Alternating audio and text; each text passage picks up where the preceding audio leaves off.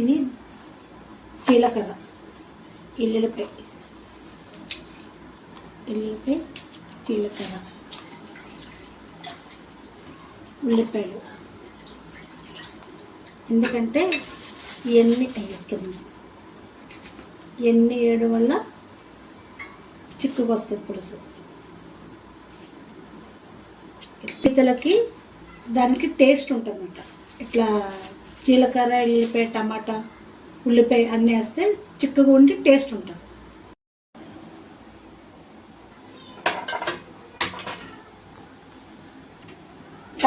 బాగా గిన్నె పెట్టాలి. ఇట్లా కూర తయారు చేసే ముందు పొయ్యి ఆన్ చేసి ఇట్లా గిన్నె పెట్టాలి. తగినంత నూనె పీతల కూరకి ఇట్లా వేసుకోవాలి.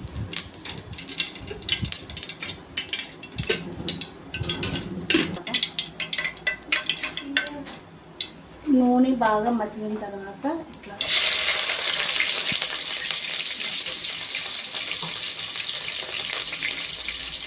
దోరగా వేయాక తర్వాత వేగిన తర్వాత వంకాయ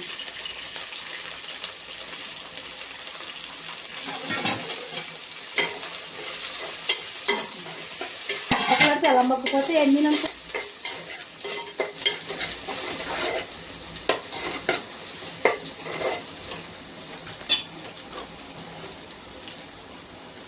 తర్వాత టమాటా,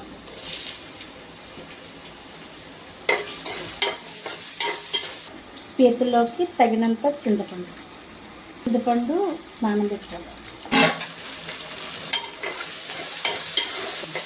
ఇలా మగ్గిన తర్వాత పీతలు శుభ్రంగా కడిగేసి పీతలు అయితే మగ్గిన తర్వాత ఇలా దగ్గరికి వేసుకోవాలి.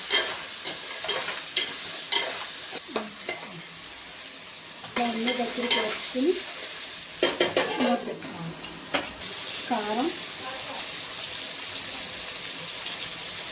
మనం తగినంత ఎంత కావాలంటే అంత,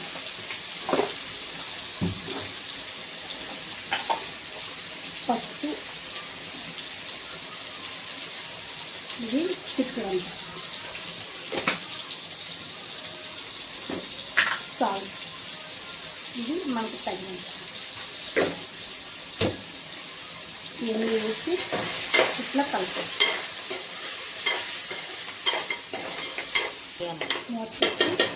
ఒక 2 నిమిషాలు మగ్గండి. ఇట్లా మగ్గిన తర్వాత చింతపండు పిసికి పెట్టుకున్నాను నీళ్ళు, చింతపండు కలిపి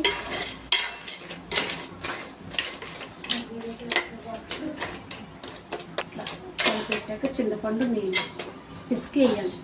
తర్వాత ఇందాక జీలకర్ర, ఉల్లిపాయలు, ఎల్లుల్లిపాయ, టమాటా పెట్టుకున్నాం కదండి, అవి మిక్సీకి వేసేసాను. ఇప్పుడు ఇది వేసాను. మసాలా అంటే చింతపండు, టమాటా, ఉల్లిపాయ, జీలకర్ర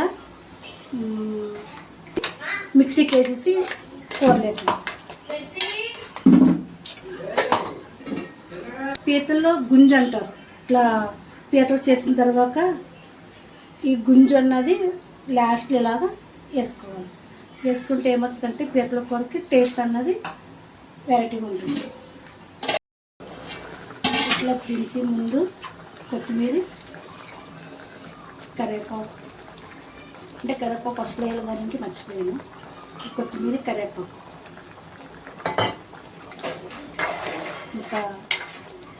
ఇంకొక 2-3 నిమిషాల్లో కూర అయిపోతుంది. మరి కూర పీతల కూర అండి, మరి అయ్యిందేమో చూద్దాము. అయిపోయిందండి మరి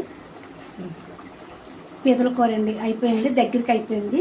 మరి నేను గ్యాస్ బంద్ చేసేసుకుంటున్నానండి. ఇంకా కూర తయారైంది. ఇంకా దించే ముందు ఇట్లా అనుకునండి, ఇంకా వేడివేడి అన్నంలో ఈ పులుసు కూర వేసి తింటే అండి చాలా మట్టుగా ఉంటుంది. అసలు మీరు కూడా ట్రై చేసి చూడండి. ఇది మండపీతలండి, మండపీతలు పులుసు పెట్టుకుంటాము. అయిపోయిందండి.